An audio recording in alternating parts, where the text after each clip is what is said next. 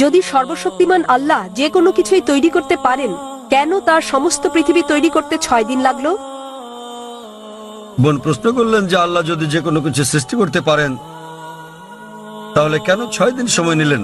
বোন, আল্লাহ যদি চাইতেন একদিনে সৃষ্টি করতে পারতেন, তখন আপনি বলতেন যে কেন একদিনে তৈরি করেছেন, 6 দিনে কেন নয়? কারণ আল্লাহ 6 দিনে এটা বানাতে চেয়েছেন। কোরআন বলে যে আল্লাহ যা ইচ্ছা করেন তাই সৃষ্টি করতে পারেন।